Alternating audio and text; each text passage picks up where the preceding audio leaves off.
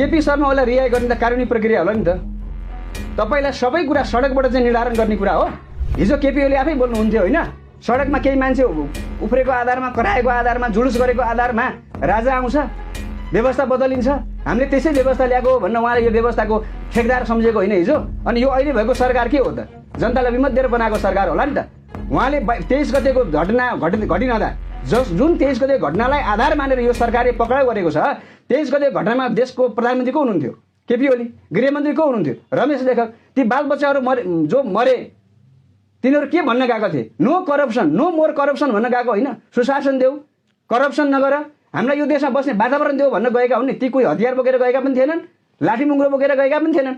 भनेको मतलब निरव रूपमा जुन ढङ्गले चाहिँ त्यत्रो हत्या हुने काम गर्यो, त्यस्तो चाहिँ मास मर्डर भयो, त्यसको जिम्मेवारी प्रधानमन्त्रीले लिनु पर्दैन, गृहमन्त्रीले लिनु पर्दैन? त्यस कारणले गर्दा यो केपी ओली र तत्कालीन गृहमन्त्री रमेश लेखकलाई त त्यही बेला पक्राउ गर्नु पर्थ्यो, त 6 महिना ढिलो भयो।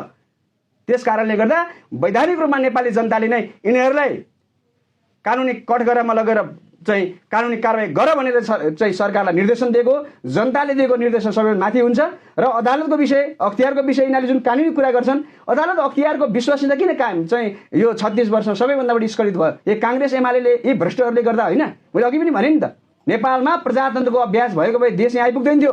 दलीय तन्त्रको अभ्यास भयो, दलीय भागबण्डामा देश चलाउने जुन अभ्यास यिनीहरू लामो समयदेखि गरे, त्यसको यो पटाक्ष हो। त्यस कारणले हुनु थियो र यो ठिक भएको छ। यसको लागि तर किन्तु परन्तु केही नभनिकन सरकार अगाडि बढ्नुपर्छ।